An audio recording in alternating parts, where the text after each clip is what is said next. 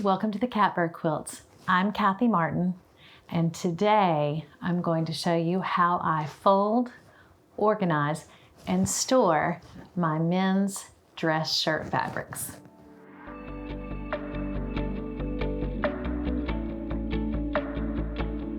So many people have asked me how I fold my fabric, or how I organize my fabric, or how I store my fabric. So I thought I would just combine it all and show you. And I will tell you, this is a true story. I really did not want to do this video until I had a chance to refold all this fabric and make it look Instagram worthy.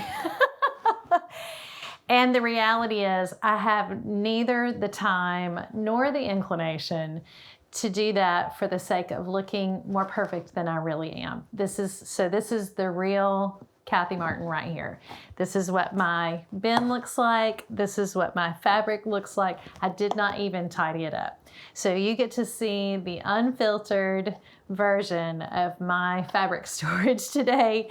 And I hope that it's an encouragement to you, because I don't have that wall of built-in bookshelves that are packed with perfectly folded, beautiful fabric that didn't come from men's dress shirts. I have shirts from the thrift store. So in front of me I have, this is what I would call the cool color bin. So this is the blues and greens. I have a warm color bin that has yellows and oranges and reds and a lot of pinks. And then I have the neutral bin. They're all the same size and they stack.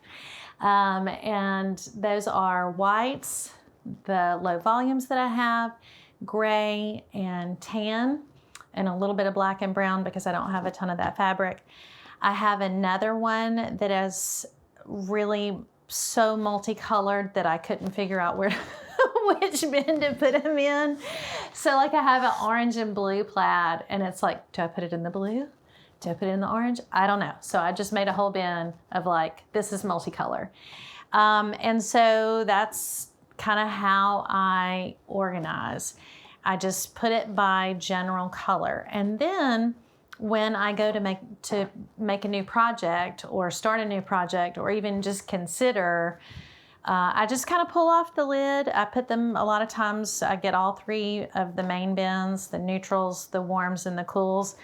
And I just kind of see what speaks to me. A lot of times I have a project in mind. So like right now I'm trying to put together a fall color palette for a quilt project.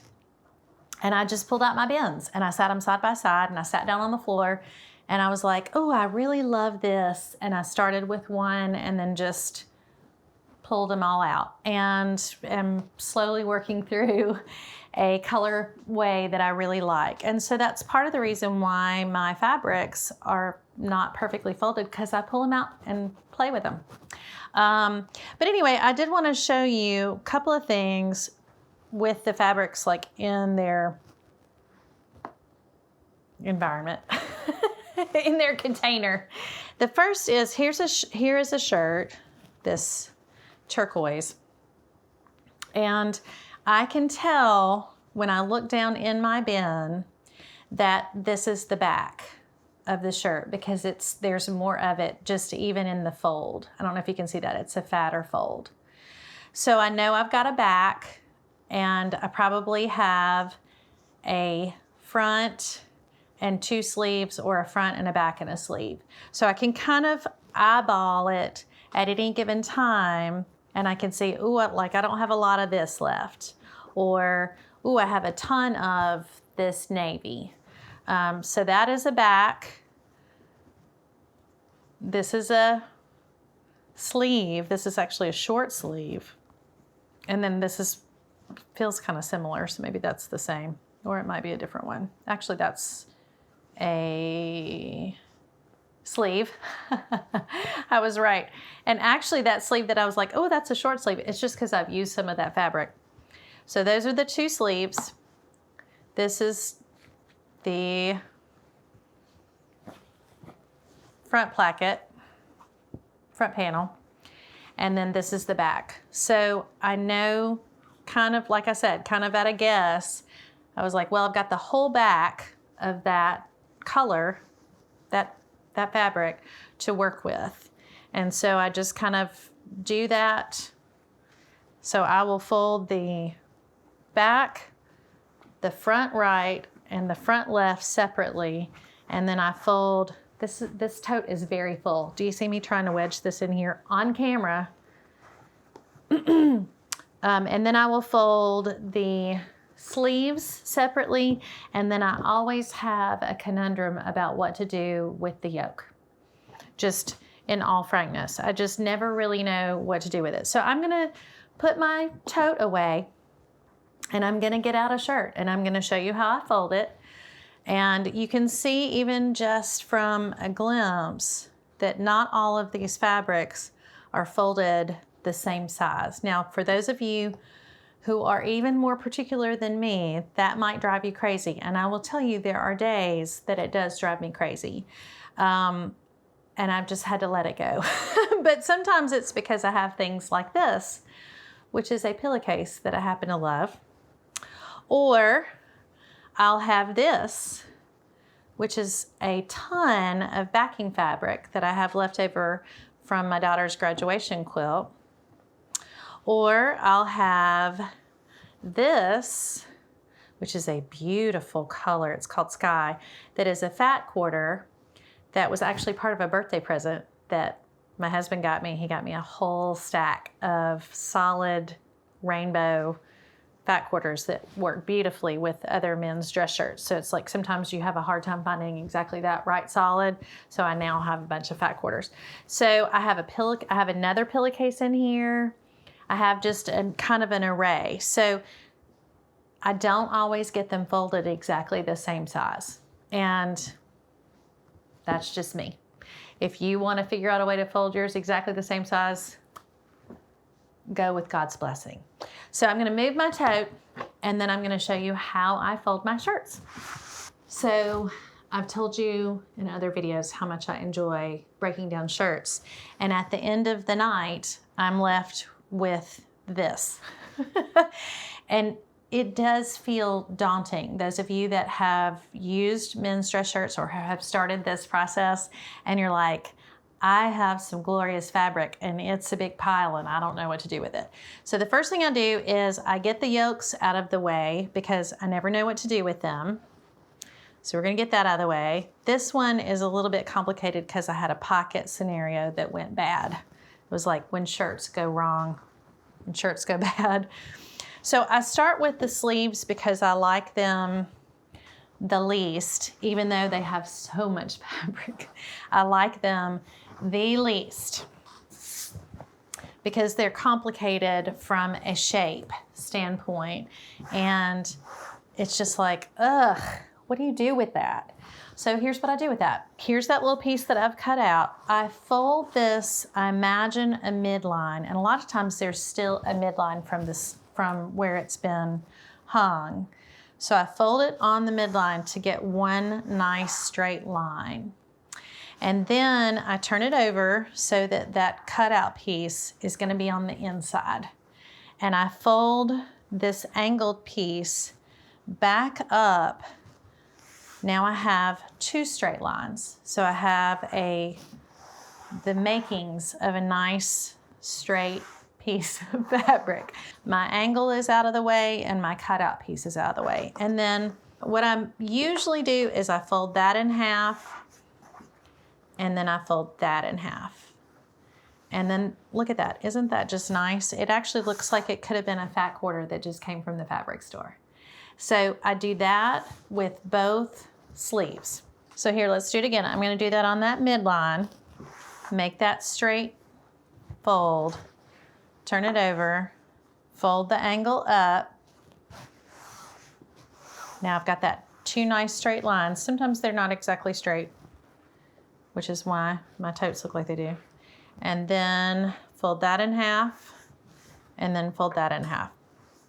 I will tell you that because of the difference in the sizes of men's shirts, when I started this process and figured out a way to do it, I was like, huzzah! It's gonna be a tub full of perfectly folded fabric.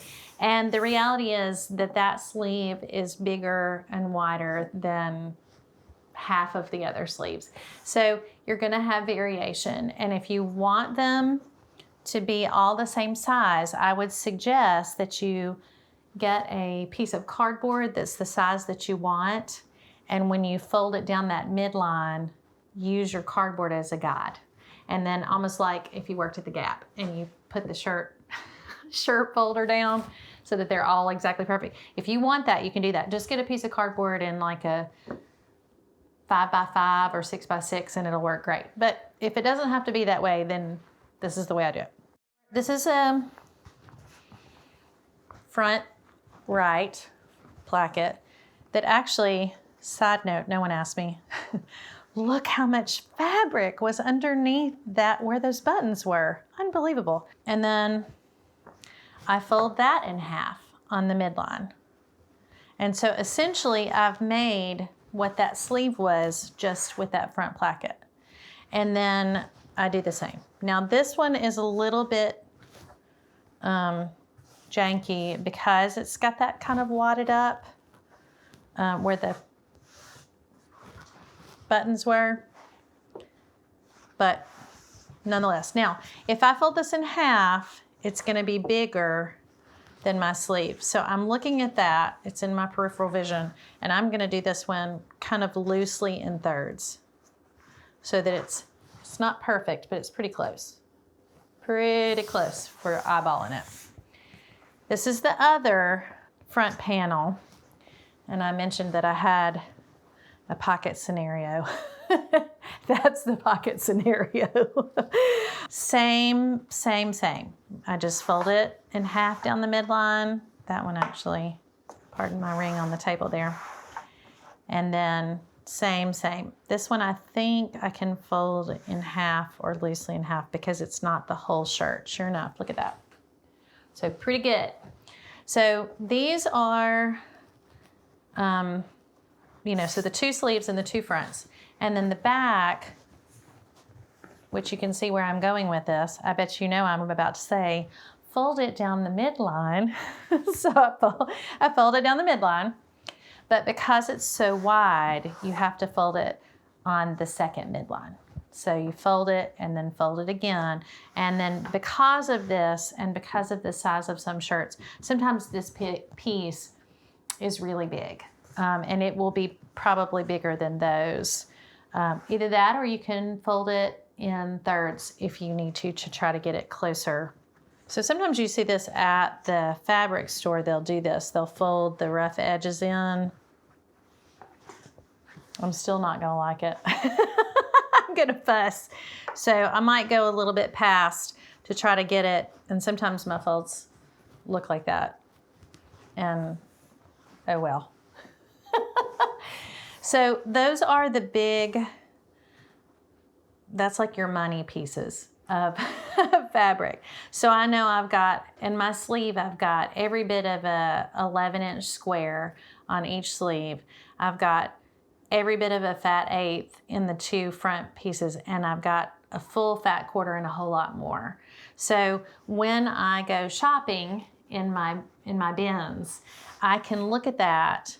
And interestingly enough, when I eyeball it, you would think this would be the front two plackets, but because the sleeve is a funny shape and it requires more folds, it will be thicker. So I lure myself into thinking that those are the front and back. And I'm like, oh, all I need is one front from a shirt, and I'll pull out what I think is one front and it'll be a sleeve. And I swear, usually at that point. So here's my weird piece from the pocket that went badly. And then it had a tag in it that did not want to come out. So you can see where I cut that out. And then here's the whole back yoke. And I will just be totally honest with you. I really struggle with what to do with these pieces. They're really, in my estimation, they're a little bit big for scrap. My scraps are usually 4 inches square or less, but they're too small for stash. I would consider this stash. And so I just kind of go back and forth. Sometimes I'll throw them in my scrap bin. Sometimes I'm like, well, dang, I can get a whole 6-inch square out of that. And if I'm doing 6-inch squares, then I don't want that, because if it's in your scrap bin, you're not going to go rooting through your scrap bin for a project, typically, unless you're doing a scrappy quilt. So I have mostly decided that the best way for me to handle this is to kind of fold them together. I guess you saw what I did as I was talking. I put the 2 pieces on top of the long, and then I put these on top together, and I folded it right there. That's pretty close to what I've already got, but I'm actually going to just squeeze this in. So I put that in half. And then that way, when I go to look through my fabrics, so for example, I'm in the process of doing a video series called Your First Quilt, and we made a gingham looking quilt from 5-inch squares. And if I had had these yoke pieces in my scrap bin, I would not have gone looking for them, but I probably could have gotten a whole square out of that. So I tend to keep the yokes, if they're big enough, I do tend to keep them with the rest of my fabric in the bin. That's how I fold them. And obviously my bin is how I store them. And then I organize them by cool, warm, and neutral. And I've almost gotten to the place where I have more fabric than my little bins will hold. I think I'm gonna have to find a new place for my multicolored plaids. And I'm gonna have to go to, instead of warm and cool, I'm gonna have to do all reds or all blues. I see more bins in our future, but I'm gonna have to clean out my craft area in order to make more space for more bins. Maybe that will give you some ideas of how to fold, organize, and store your men's dress shirt fabrics. This is the Catbird Quilts. I'm Kathy Martin. Thanks for watching.